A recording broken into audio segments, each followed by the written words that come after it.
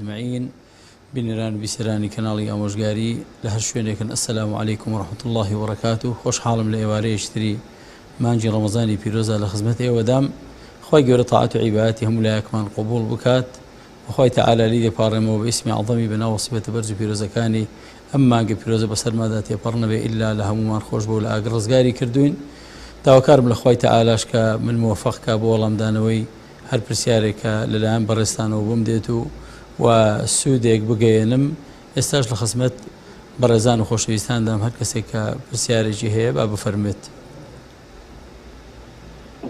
دیارە پەیوەندیمان لەگەڵ با فەرمێت.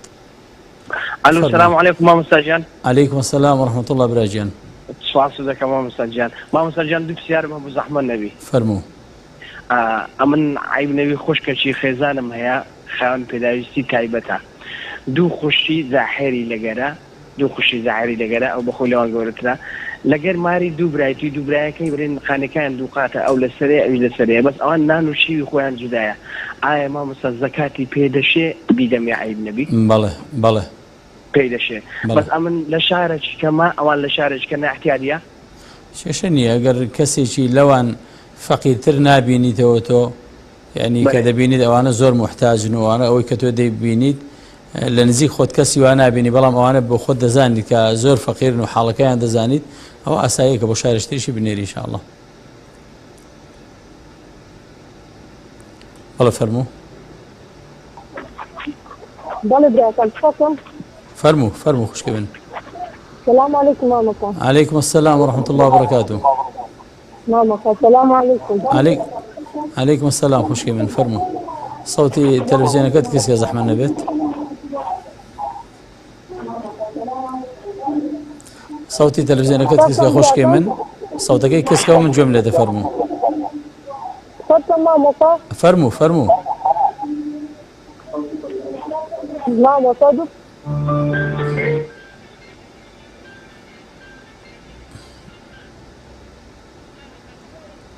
فەرموو پرسیارەکەت بکە فەرموو.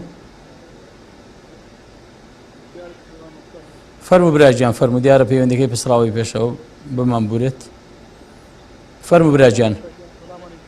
عەلەیکم السلام براگیان. وەڵی برازایەکم هەیە بێوەژنە لە لای باوکێتی باوکشی توانای هەر مناڵەکانی خۆی بەڕێوە باسیارێکی سەوزە و شتی وا ئەفرۆشی ئایا زەکاتی پێکەوێ یانە؟ زەکاتی تۆ بۆ ئەو؟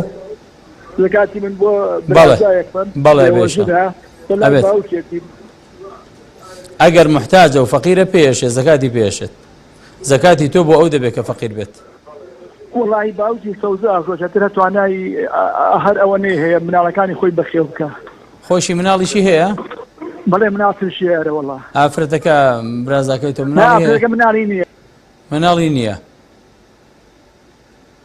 دەی ئەگەر مناڵی هەبێ یاخود نەیبێت کە فەقیر بێت و محتاج بێت ئەوە بۆ تۆ ئاساییە کە زەکات بدەیت بەو ئینشاءالله و خێرت زیاتریشە لەبەرەوەی بە دوو ئەجرت دەست دەکەوێت. ئەجرێکیان ئەوەیە کە زەکاتەکە دەرەکەی ئەجرێکیش ئەوەیە کە خزمێکی خۆت بەسەر دەکەیتەوە. والله ئەعلەم. فەرموو پێویستترمان لەگەڵا. بەڵێ فەرموو. بەڵێ فەرموو. سلام عليكم. عەلەیکم السلام ورحمة الله. بێ زەحمەت من پرسیارێکم هەبوو. فەرموو. ئالو. بەڵێ گوێم لێتە فەرموو خوشکی من.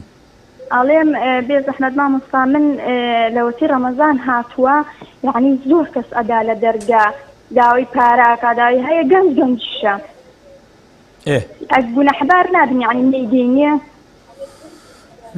بە ژێری توانای خۆت خوشکی من. پێغەمبەر صلی الله علیه و سلم دەفەرمێ هەر کەسێک خوای بەگژاکردن و وتی بۆ خاتری خوا یارمەتیم بدە ئەوە پێی بدەن. بەڵام ئەگەر لە توانای خۆشدا هەتا بۆت دەکرێت هیچ کەسێک بێ ئومێد مەکە ئەگەر 250 بێت بێ ئومێدی مەکە و بەڵام هەموو شتێکی لە توانای خۆی دایەتی. والله ئەعلەم. بەڵێ فەرموو. السلام عليكم. عەلەیکم السلام براگیان. خوا لێت ڕازی بێ براکەم. فەرموو. سێزانم پار ڕەمەزان حەملی هەبوو ڕۆژوو نەبوو لە حەملەکەی زائداً فیدیەکەی نەداوە و نەچی بێتەوە نەتوانی بگرێتەوە تا ڕەمەزان هاتۆ بەسەریا چی کات؟ بە ساڵی تر تازە بگرێتەوە ینی مادەم حامیلە بوو بەڵێ بەڵێ نەی بەس فیدەی لەسرە برا بەڕێزەکەم هەر کاتێک کەنەی داوە کەم تەرخەمە کەم تەرخەمیتان کردووە با داوای لە خۆشببوون لە خواب بکە کەم تەرخەمی کردو تا ئێستا بەڵام کە بەدەستانەوەی ئەم ڕۆمەی خەنە بەیانی و فیدەکەی دەرکەن ئینشاءالله و ڕۆژوگرتنەوەی لەسەر نییە هیچ شتێشتر. بەڵێ فەرموو. السلام عليكم مامۆستا. عليكم السلام ورحمة الله. مامۆستا زەحمەت نەوێت دوو پرسیارمانەیە. فەرموو. پورێکم هەیە مێردەکەی ساڵ شتێکە ئەمری خۆی کردووە دا پارێکی زۆری لە دوای خۆی دەجێش کوڕەکانی هەموویان بەرجەحیتیان دایک نییەدا موشەکەشی سێ و چوار مانگوەری بەشی دایکیان نەدا؟ بەڵێ بەشی دایکیان نەدا موشەکەشیان بخوان بەڵێ موشەکەشیان وەرد بخوان خواردیان سێ شەش حەو مانگە موشەکەی بڕاوە ئایا زەکاتی سەیفەکەی پێشی ئێمە پێی بدەین؟ ئەگەر محتاجە بڵێ با مێردەکەی خۆی دەوڵەمەندیش بوو مادام کەسیجی پێ نادات و وەزعی ئێوە خۆت وەزعی باش دەزانیت ئەگەر وەزعەکەی ئەوەیە کە هیچی نییە ئللا ئەوە نەبێت کە خەڵک نەیداتێت ینی شتێشتری نییە و هیچ پارەیەشی دانراویشی نییە و داهاتێکی نییە ئەوە دروستە زەکاتی پێ بدەی و 2000 خێرت دەگا ئینشاءالله لەسەر ئەوە. بەڵێ. السلام عليكم. عليكم السلام ورحمة الله. باز مامۆستا گیان ببوورێت دوو پرسیارم هەبوو مامۆستا گیان. فەرموو خوشکی من. مامۆستا من خوشکێکم هەیە. بەڵێ. خوشکێکم هەیە پانزە خۆی سۆڵی مامانەکەی ئەدێت حەو ڕۆژ بووە هەموو جاری حەو ڕۆژ بووە بەڵام ئێستا جاری وایە کەسە دەچێت کە پانزە ئایا بە ڕۆژوو دێت؟ ئەم 15 حوتە تێنەگەیشتم بەستە چی بوو؟ بەڵێ؟ تێنەگەیشتم وتت 15 و حەوت ئەم تێنەگەیشتم خۆی هەموو کاتێک سۆڵی مامانەکەی حەوت بوو حەوت ڕۆژ بووە سۆڵی ماگانەکەی بەڵێ ئەم جاری وایە ئێستا 10 ڕۆژ جاری وایە ئێستا 15 ئێستا نەمانگە ڕۆمەستانە گەیشتۆتە 15 ڕۆژ خوشکی بەڕێزم هەموو ئافرەتێک خۆی خوێنەکانی خۆی دەناسێت چۆنە خوێنی سوڕی ماگانە خوێنێکی دیاریکراوە کە ڕەنگێکی خستری هەیە و بۆنێکی تایبەتی هەیە ئەم ئافرەتە دەبێت ڕۆژەکانی خۆی بژمێرێت چەند ڕۆژێک ئەم خوێنە دەبینێت و دوای ئەوەی کە مەثەڵەن هەفتەیەک ئافرەتێک خوێنەکە بم جۆرە دەبینێت دوای ئەوە ئەگەر خوێنەکە کاڵ بۆ و ڕەنجی گۆڕا و بۆنی گۆڕا ئەو کاتە پێی ناوترێ سوڕی ماگانە پێی دەوترێ ئیستیحاضە دوای ئەوەی کە سیفەتەکانی خوێنەکەی دەگۆڕێت خۆ دەتوانێت خۆی بشوات دەبێت خۆی بشوات و ڕۆژوو بگرێت و نوێژ بکات و بۆ هەموو نوێژێکیش دەستنوێژ بگرێتەوە دامێنی خۆی پاکاتەوە ئەگەر خوێنێکی کاڵش ببینێت ئەوە ئەگەر بۆ جۆرەوە بەڵام ئەگەر خوێنەکەی هەر هەمان خوێن بوو هیچ جیاوازێکی نەبوو لەگەڵ خوێنی کاتەکانی ترەوە و کاتە دەبێت تاوەکو خوێنەکەی دەوەستێت دەبێت ڕۆژوو نەگرێت و بە ڕۆژوو نوێژیش نەکا والله ئەعلەم. فەرموو براجیان فەرموو پەیوەندیشتمان لەگەڵا بەڵێ فەرموو. ئەلۆ بەڵێ فەرموو. سلام علیکم. عليكم السلام ورحمة الله. ئەمە لەگەڵ مامۆستای قسەکەم. فەرموو خوشکی من. ئەلۆ مامۆستا سلام علیکم. عليكم السلام ورحمة الله. مامۆستا منی سە لە کەناڵەتر مامۆستایەتر گوێم پێوە بوو من ماوەی بە لە ئێستا برۆم ئەکرد کەوتیان حرامە وازم لێهێنا نایکەم ئێستا لە مامۆستایەتر لە کەناڵەتر بەس مامۆستاگەی زۆر بەناوبانگە و خەڵکی زۆر یعنی گوێی لێ ئەگرێ و هینا ئەڵێ حرام نییە بۆ ئەوە حرامە تاتۆ بکرێ و ناشرینتر بکرێ ئەمەی یەکێتۆ دێ بەس پاکێوەکە حرام نییە ئایا مامۆستا لەسەر ئەمە حەزەکەم ئیوان بێت. والله خوشکی بەڕێزم تاتۆکردن لە زمانی پێغەمبەر صلی الله علیه و سلم هەر نەبووە هەتا بڵێ حەدیثەکەی پێغەمبەر صلی الله علیه و سلم تاتۆ دەگرێتەوە تا ئەمڕۆ مامۆستایەک بەس بڵێ تاتۆکە حرام و ئەوی تر حرام نییە ئەی ئافرەتێک برۆی خۆی هەمووی ئەتاشێت و دوای ئەوە جارێکی تر خۆی دروستی دەکاتەوە لەمە زیاتر کە ئەمە تەغییری خەڵقی خوانە بێت چی شتێشتر تەغییری خەڵقی خوایە و گۆڕان دەستکاریکردنی نەخشەی خوای تەعالە بۆیە حرامە لعنەتی خوای گەورەکە لە نامیسات کراوە يعني إجماع زانان لسر أوي كنامصات ببرو دوترت لعن الله النامصات أوي كبرو خوي هلا قريت جابرو بس ريشي كيت يعني دوري بديتوا باريشي بكيتوا ياخذ أوي استا هي كيك جاري هلا يقرن أما هم حرام ولعنتي خوي اللي كراوا بويا اللي بدور بو خوي ولا لما مصاش خوش بكواي وتوا نيبيكا ولا مسألة ده نيبيكا بداخو يعني روجاريكا تيدا أوانيكا حرام کراوی زۆر ئاشکرا و ڕوون بن ئەمڕۆ کەسانێک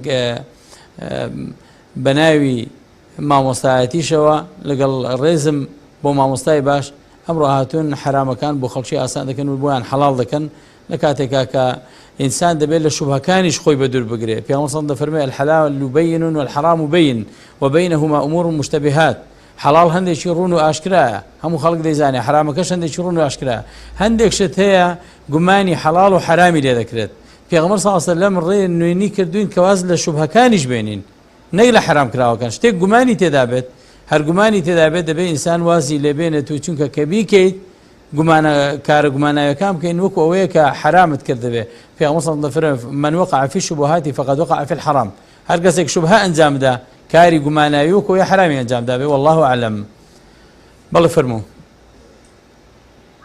مامۆستاگیان سڵام لێوێ سڵاوی خوا لە تۆش براگیان تاعاتت قبول بێ ئینشەڵڵا لە هەموو لایەکمان ئینشاءڵڵا براکەم مامۆستاگیان پرسێکم لێت بوو من لەگەڵ خێزارما تۆزێک ناڕەحەتیم بۆ پێشات تەلاقیم خست لە حاڵەت تێکچوو نابووم عەسەبانی بووم وتم بزانم ئایا بە پرسیارمەوە بوو کە بزان بە ئیسڵا تەلاقی ئەکەوێ ئەوەی کە بە ئیسڵا من بەدڵۆ نەموتەوە بە ئیسڵا خێزانمە و تایزیش عادەتم بە تەلاق خستن نییە پرسیارم ئەوە یەکەم پرسیارم بوو پرسیارێک تریشم بوو با پرسیارت مەسەلەی تەلاق هێندا ئاسان نییە با لەسەری نەڕۆین ببوورە پرسیاری دووەمت لەبیر بێت ئەم تەلاق دیارە بە تەلەفۆنێک چارەسەر ناکرێت و حەل ناکرێت برا خۆشەویستەکەم بەڵام ئایا تەلاقەکە چیت فەرموو ئەو کاتی چی دوت بڕێزت یعنی وتت بە تەلاقم کەوتە بێت سێ بەسێ تەلاقم کەوتە بێت چۆن بووی وتم کە تەلاقت دەیەم وەمانە تەلاقت کەوت بێ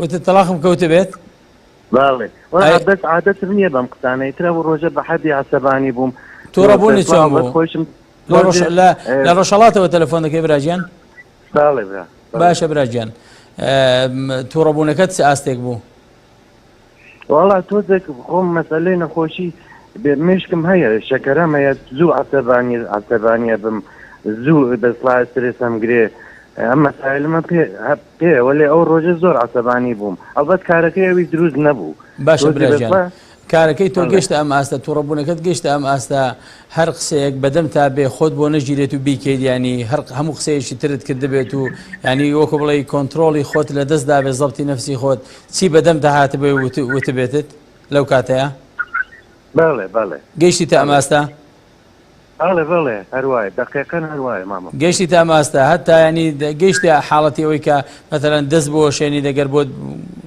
لەو کەسانە لەو حەدا بوو واقعاً لە کۆنتترۆل خارج بوو پێغەمبەر صلی الله علیه و سەلەم دەفەرمێ لا طلاق في إغلاق طلاق لە کاتی ئیغلاقا ناکەوێت لەو کاتەدا کە ئینسان مێشک و عەقڵی دادەخرێت و کۆنتترۆڵی خۆی لە هێزدەدا ئینشاءڵڵا بەس کەفارەتی سوێن دەدا کەفارەتی سوێن دژیان 3 ڕۆژ بۆ ڕۆژوو دەبێت یاخۆت ژەمێک خواردنی دە فەقیر دەیدێت ئینشاءڵڵا تەلاقەکە نەکەوتەوە بەڵام نەسیحەتیشم بۆ تۆ بۆ گشت لە ئەوەیە کە وشەی تەلاقیان دە بەسەر زاریانانەیە چونکە هەموو کەسێک پیاوان کە ژنیان ناوە 3 تەلاقیان هەیە ئەم تەلاقە بەهی ئەوە نابێت کە کێشەی خێزانی خۆت لە ڕێگەی تەلاقەوە حەلکەیت بە تایبەتیش تەلاق کارەسە حاڵەتێک و کارێکی زۆر سەختە پەنا بەخوا پەیوەندی بە حەڵاڵ و حرامەوە هەیە وریابە بە ئەم قسەیە هەرچەندە تووڕەبی بەسەر زارتان هەیە والله ئەعلەم بەڵێ فەرموو ئەلۆ بەڵێ ئەم کاتە باش مامۆستا ئەو کاتەی تۆش باش برا خۆشەویستەکەم کارێکم هەیە فەرموو ئەوە حەڵال لە کوردستانە ماوە حەڵال یعنی پارەی حەڵال لە کوردستانە هەیە ئێستا هەی ئینشاءڵڵا چۆن نییە ئەی کامەیە زەحمەت دەبێت ئەتوانێت ڕوونکردنەوەی بێ وەڵڵا ئەنجا هەر ئیشێک ئینسان بیکات فێڵی تێدا نەکات غەش نەکات خودی کارەکە حرام نەبێت ئینشاءڵڵا حەڵاڵە براکەم ینی ئینسان نابێ بۆ شێوەیە ڕژبین بێ بڵێ هەرچی هەیە هەموو شتێک هەر حرامە و وردی کاتەوە زۆر لێکی بداتەوە تا بڵێم ئەوەی معاش خۆی شەر حرامەوە چونکە لە حدودەکان یان لە باجەکان گومرگ لەوانەیە پارەی مەشروبی ئەم وردەکاریە ئەوە بە هیچ جۆرێکی مسلمان نایە بیکات و بەمەش حرام نابێت غالیب ئەوەیە کە کار و داهاتی ئەم وڵاتەی ئێمە لە ڕێگەی فرۆشتنی نەوتەوەیە و لە ڕێگەی هەندێک شتی ترەوەیە واتە غالیبەن ئەوەیە کە پارەکە حەڵاڵە وەکار و کەسابەتی خەڵکیش خۆی لە خۆی حرام دەکات دەناجینا کەسابەتەکە کەسابەتی حەڵال زۆر ماوە کە ئینسان بیکات والله أعلم.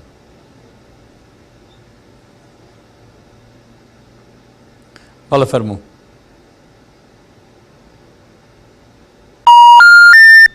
دیارە پەیوەندی بسڕا. بەڵێ فەرموو. عەلەیکم السەلام وەرەحمەتوڵڵاه. وەڵای مامۆستاگیان پرسیارێکم هەبوو. فەرموو. ئەگەر کەسێک سوگیر وەلای ساحیب جات و باس ئێستا ئەو کەسە تۆبە بکات خوا لێی خۆش ئەدەێت؟ گومانی تێرانی خوا لێی خۆش دەبێت ئینشاءالله.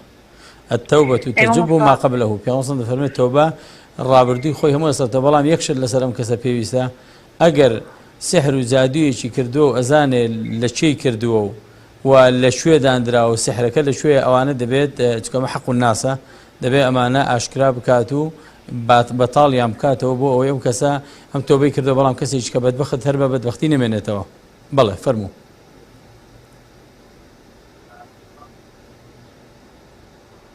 بەڵێ فەرموو.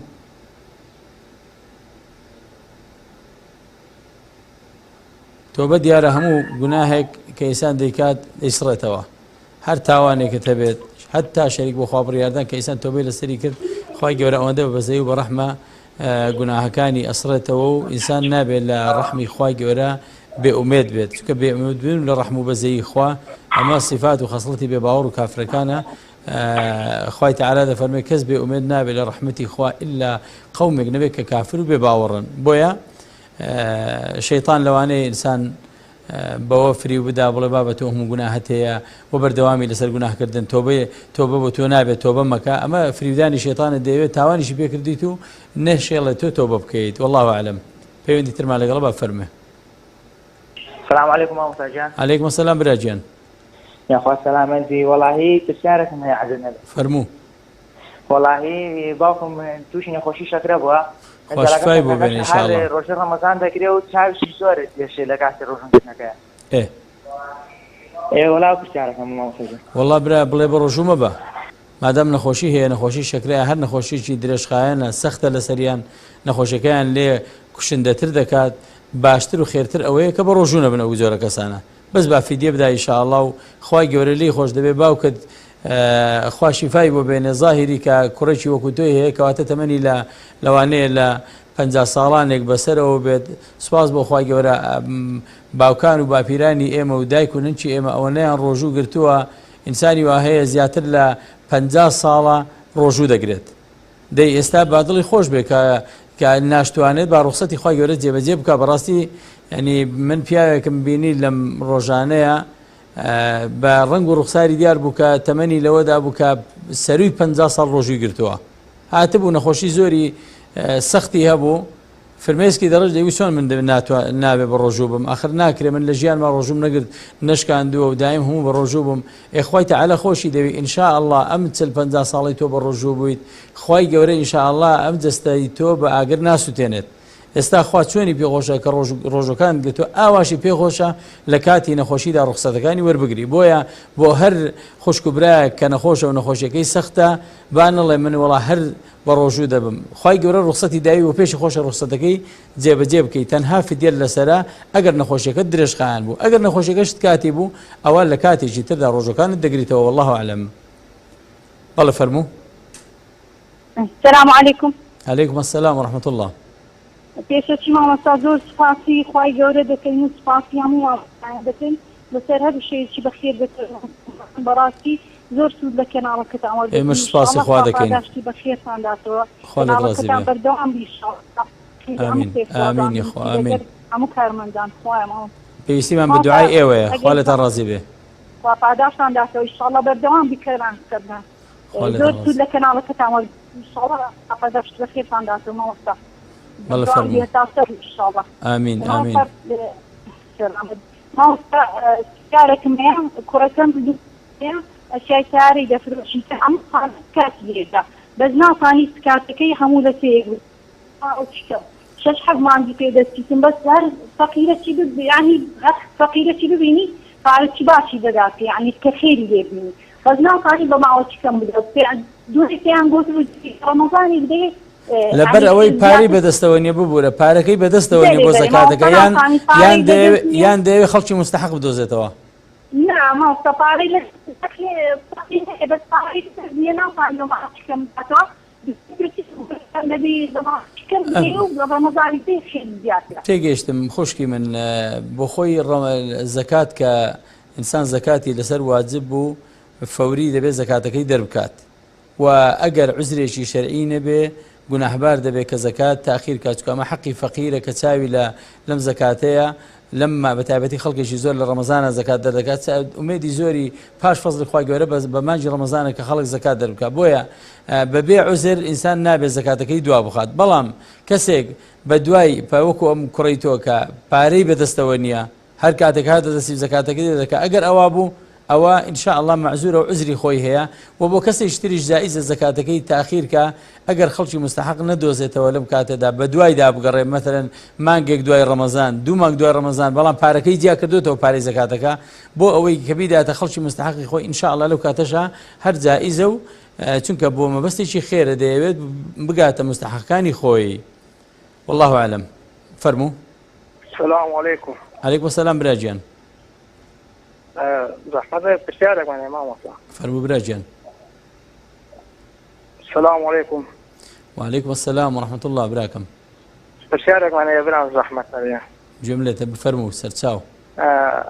زحمة وفلاحتهم كل قال مجموع كل وفلاحتهم كلها بو زكاتكي. بلى. سيمر المصرفهم كلها أيوة مصرفك اللي إذا كم ده هر لا بلي إذا كم. تشيت كردوها. مقنم.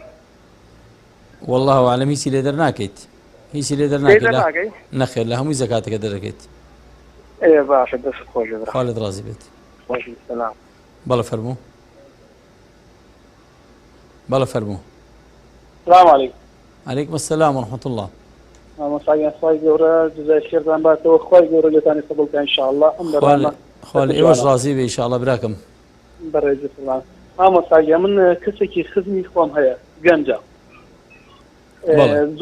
زور الذين يعني أرقل المشكلة دروس بو عليه قرآن نوسينه يعني نسراوة عليه خواي جورا يعني بوني يعني جماني لا دروس أبيه نيوجناكا زور كسي كإنساني كتشاكا جنجي كتيجشتوا بس زور جماني لا دروس أبيه وتم رجع شارع شيء بو أوي أم كسا أو جمانا المشكلة نميليا عليه بوشي لا خواي جورا القرآن نسيه وتيتي فرميتي ثبت يدا أبي لهب بۆچی خوای گەورە دابەزیێتە ئاستی ئەو کەسانە ئەم جۆرە گومانە لەلای دروستە بێ ئیتر پێشم خۆش بۆ ڕۆژێکی ئینشەڵا بێنمە خزمەتی جەنابتان ئەو گومانە لە مێشکیان نمێنێ و چاک بێتەوە ئامۆژگاری جەنابتان شێت ئینشاءڵڵا. برا خوای گەورە شیفای دڵ و دەرونی ئەم برایش بدات و گشت ئەو کەسانش کە ئەوە لە حاڵەتی دەرونی و لە حاڵەتی وەسوسەدانە دایم شەیتان شتی بچووکی لا گەورە دەکات شتی بچووکی لا گەورە دەکات یعنی ڕۆژێکیان پیاوێکات بۆلام خۆی نوێژی نەدەکرد ڕۆژووی نەدەگرت و باوەڕی بەدینی خۆی بە ئاشکرا دەیگوت باوەڕم بەدین نییە بەڵام لەو لاشەوە دەیگوت من بەزەیم بە پێغەمبەر عادەتەوە صلی الله علیه وسلم بۆچی وتم وتی وەڵی بەزەیم پێیاتەوە بۆ کاتی خۆی جبریل لە باوەش گرتوویەتی وتوێتی بخوێنەوە و زۆری ئازارداوە سەیری کە شەیتان جاری وایە نیشتی بچووک لای خەڵک گەورە دەکات زۆر دایم چارەسەری هەموو جۆرە پرسە شتێکی گوماناوی کە لە مێشکی ئینسانە دروست دەبێت چارەسەرەکەی ئەوەیە کە بخوێنێتەوە کە پرسیار بکە فاسألوا أهل الذكر إن كنتم لا تعلمون کێشە ئەوەیە کە بەس بە دوای گومانە بگەڕێت و بەڵام بە دوای چارەسەریشان نەگەڕێت ئەم برایە و هەمووشمان پێویستیمان بۆیە کە خۆمان لە دین شارەزاکەین بۆ ئەوەی کە وەسوەسەکانی شەیطان و شەیاطینی جن و ئینس لە خشتەمان نەبەن و لە دین لامان نەدەن با ئەم برایە بخوێنێتەوە بڵێ تۆ پرسیار دەکەی مادام خوێنەواری مادام خوا عەقڵێکی پێداوی دەی بخوێنەوە وەرە کتێب بخوێنەوە کتێبێک نادوو و کتێبی باشیش لەم بارەیەوە کە هەبێت کتابێکەیە موسوعەیەکی زۆر گەورەیە موسوعة بەیان الئیسلام موسوعەیەکی گەورەیە بە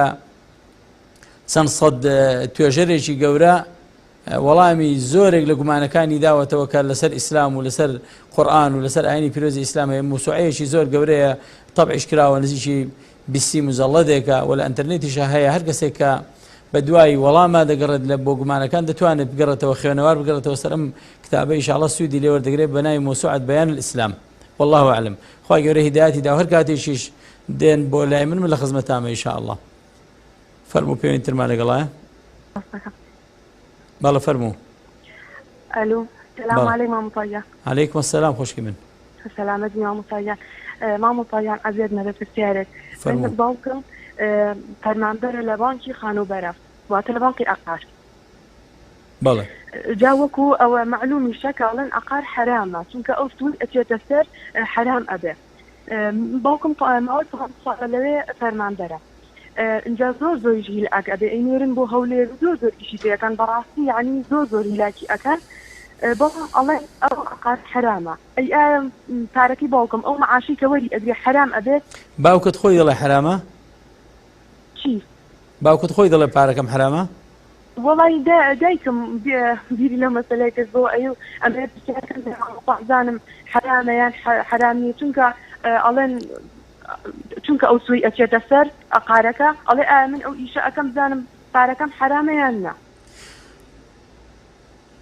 بەڵێ وەڵڵاهی ئینشاء الله خی گەورە لێی خۆش بێت و ئینشاء الله پار و معاشەکەی حەڵاڵ بێت زاهیری بەڵێ هەتا بۆی خۆشی نییە هەڵبژاردوو خۆ بەدەست خۆی نیە دامەزراوە لەو بەشە اینجا شەهادەکەشی زۆر نزمە ئەوە نییە بڵین لە شوێنێکی هەڵمەزرەیان شتێ ئەنی ئیشەکەی ئەو زیاتر وەکو بەریدە ئیشەکانی ئیشەکەت وەڵڵا ئینشاء الله بە ژێرەی با هەوڵ بدا هەر ڕۆژێک لە نێتی خۆیان بێت هەر ڕۆژێک ئیشێکی باشتر نەقڵێک هەبوو بیکا لە بشوێنە بەڵام زاهری ئینشاء الله بە ژێرەی مادووبوونەکەی خۆی پارەکەشی حەڵاڵە و خی گەورە لێی بوو بێ ئینشاء الله.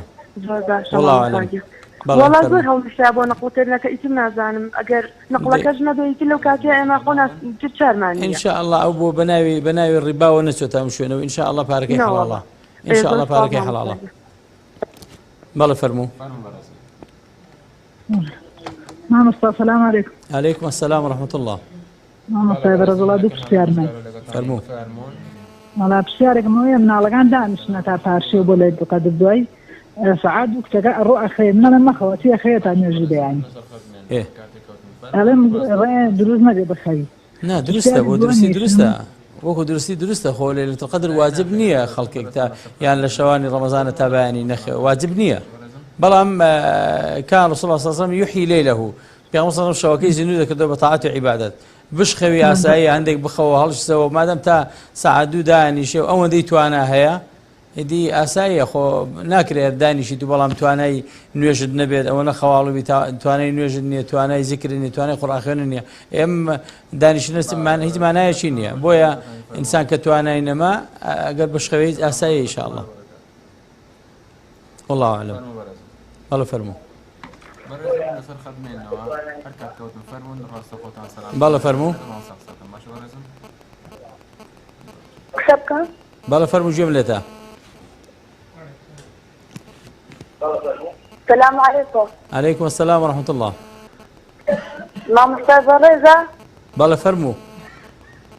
مام السلام عليكم. عليكم السلام خوشكي بالرسم. مام أستاذ بزحمة كم تشترك معنا. فرمو. مام أستاذ من خوشكيكم هيا حجارن بيا وكيد استبري وتوا إتر إيش وشتان بينا كري كرة شيء نقصانا قال زار حسبون يوم اللي قزار داكم دلي تفترة كيف يجن دلي مام أستاذ مسيانا نادر كوباغو كتياني أخذ كرة دلي أخذت بستياركم بوكو بستياري أسمع. سرفتري باوكو دايق بو أولاد نابت. بەڵام خوشک و براکان دەتوانن بیدەنێ مەثەلەن لە ماڵەوە ئێوە دەسەر خێزانن بنمونە دایک و باوکەکەی لێ دەربچێت خوشک و براکان دەتوان سەرفترەکەی خۆتان بدەن خوشکی کە کەم دەرامەتە. باشە مامۆستا پرسیارێکی ترشماوەیان من جار جلوبەرگ بۆ خەڵکە دوورم درازنەکانم یاخود کەسێک پێمەڵێن قۆڵیم بۆ کورد بکە یاخود تەسکی بکە بۆم ئەڵێم ناتوانم سەد بخۆم نایکەم بەڵام داوای دەکەن دەڵم بۆ مام دوورە پارێک پێ دەدەین یان خود هەرەوها گوناحدار نابم دەربام کەن لە دەرەوە یاخود لە ماڵەوە خوشکی من خۆ هەندێک جلوبەرگ هەیە ئەگەر مەسەلەن خۆڵیشی کورد بێت جلی ئافرەتان ئەگەر بۆ ماڵەوەی بێت دروستە ئاساییە ئەنی زۆرێک لە جلوبەرێکی پیا و یافرەت جلوبەرژی ژێرەوەی هەمووی هەر لە ئەسڵا بە کورتیە دروێ بەگەوەی بۆیە ئەگەر ئەوە ناشەرعیە کە جلێکی کورد و تەسک بەیان تەنێک بەیان کورد بێ بۆ دەرەوە لە بەریکە بەڵام ئافرەتێک مەکسیەک بۆ ماڵەکەی خۆی تەسک ئەی دروێ یاخۆت قۆڵی کورتە ئەگەر بۆ ماڵەوە بێ جایزە ئینشاڵڵا گە تۆش بۆی بکەیت والله أعلم. بەڵێ فەرموو. عليكم. وعليكم السلام ورحمة الله. مامۆستایەک سوالم هەیە. بفەرموو. خۆم و بووکەکەم بێوەزنی ڕاتبمان وەرنەگرتووە ناتوانم یعنی سەرفترە بدەم ئەتوانم ئەو کەسەی خێرم بۆ بێنێ سەرفترەکە بدەم. بەڵێ ئەبێت. لە خێرەکە ئەتوانم سەرفترەکە بدەم. بەڵێ ئەبێت دروستە. زۆر زۆر مەمنون و سپاس دەکەم بەڕێز مەمنون. بەڵێ فەرموو. فەرموو بەڕێزم. عليكم السلام. السلام عليكم. عليكم السلام ورحمة الله براجيان. ما مستجان باشي. خالد رازي ببراكم. لك إن شاء الله ما مستجان تسارك معنا. فرمو. ما مستجان تسارك نسخة زيرية. چند؟ تسارك نسخة زيرية بو قوي التربية. بله. إيه. زكاة ليها كبير؟ لسريتي بله. رأي راجح هو كزكاتي لسرا. يعني كبير. بله. باشي جانا كم دس كوجنا وصل. لا برا جان سلساو خافي. يا أخبارك عزيز. والله قلبي سلساو براكم. بله فرمو. السلام عليكم. عليكم السلام ورحمة الله. باشي برا. باشي برا جان حوالط. فرمو برا جان. بله برازم نکنم مشکل لگتاین فرمون. فرمو جملة براكم. خالد رازي ببراكم. فرمو براكم فرمو. السلام عليكم. وعليكم السلام ورحمة الله. صوتي التلفزيون قد كسكة من جملته يا باش.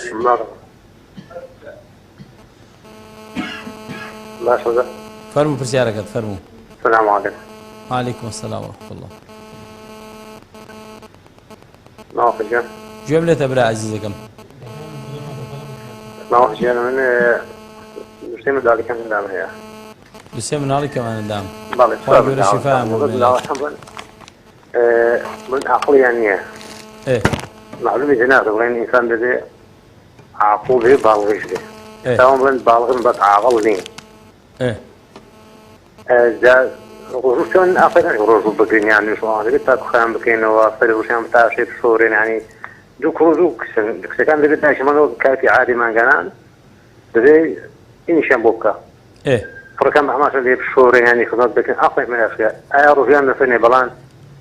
في ديش عندي بودي في ديان نبوزيان فريان يعني في ديان. وأصلاً في ناس كي وأصلاً ميز ناس كي. نا في ديك أبو بدي إن شاء الله. كما دام بو صغير يجدرب ولا شرع بو منالش في دي داخل إيش رجول لسرني إن شاء الله في دي في ببورة في دي رجولنا لسرياني يوم زي يصير فترة الله يصير فترة عم بدرب كبلان في دي رجولنا لسرني ما دام مكلفني نوانا. مكلفني نو والله أعلم خواي جورا شفاش يا مو بينتو خواي جورا أجري تو خز دايك شام بنوسيت. بالله فرمو. السلام عليكم. عليكم السلام ورحمة الله. باش قربان جان. خالد رازي ببراكم. الله برسالك معنا ابو. سرتاو فرمو. بوشتي مريش وفرت ترابه.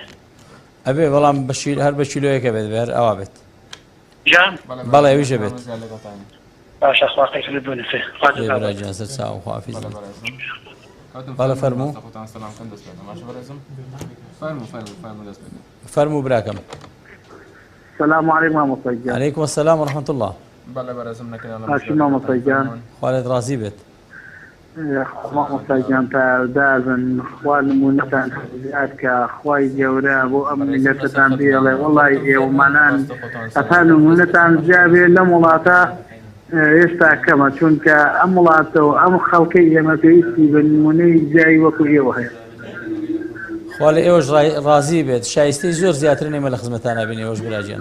الحمد لله ملتي شي مسلمان وملتي شي فطرة باك و عين پرور و سپاس بو خواهی گوره اوی بی که این استا خوما بمخصر زانی بو ملت هر کما یمن خدمتی یوان یو تادی سری یمن حالتان راضی به خواه براکم بس معتك ما مصاجان سبارت بو برز قيش من بساري أقاري كل وقت خوي ما أقال ما راكيش لزمي فتواوتي حلالة بس تنزاناي كتريو أيو حرام أو أبي شون براجیان ئینشاءڵڵا خوا لێتان خۆش بووە ئێوە بە فتووا بە دوای فتووا کەوتون و ڕێگەیان بۆ داون و ئینشاءڵڵا خوا لێتان خۆش بووە بەڵام هەوڵ بدە هەتا دەکرێت زووتر پارەکەی بدەوە و لەسەر قست ڕامەوەستا ئەگەر لە توانێتە براجیان ئینشاءڵڵا خوای گەورە لێتان خۆش بووە و بم کارە لەسەرەوە تووشی سزا نابن لەسەر ئینشاءڵڵا فەرموو بەڕێز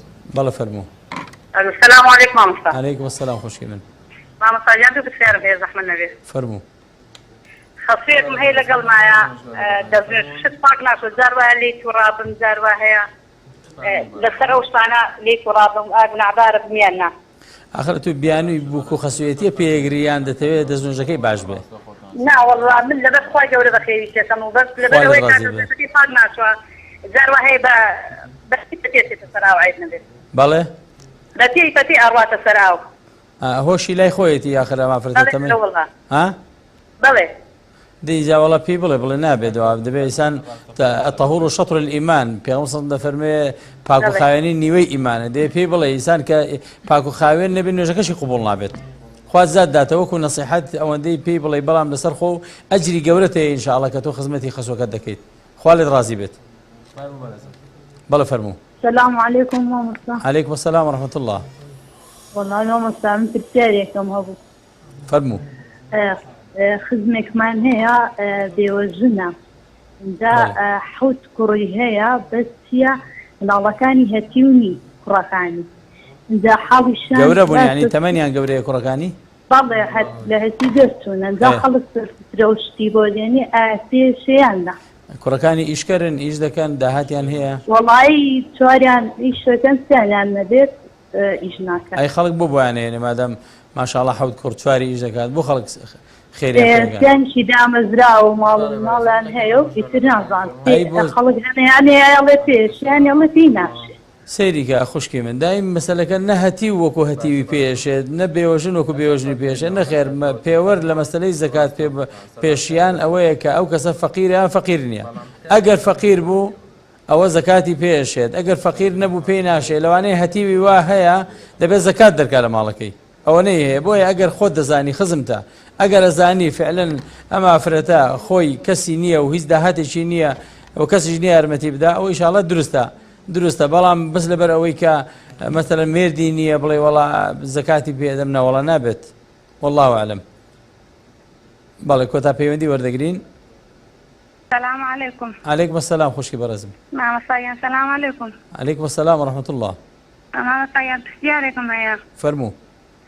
ئەوە من بڵێن لە ماڵی خۆمانە لای لەگەڵ پیاوەکەم سەرفترە ماناوە قەرار مەچمەمە ماڵی باوکم جەژنتەم ئەڵێنە بێ لەوەی سەرفترە بێ ئایا کۆ ڕاستە؟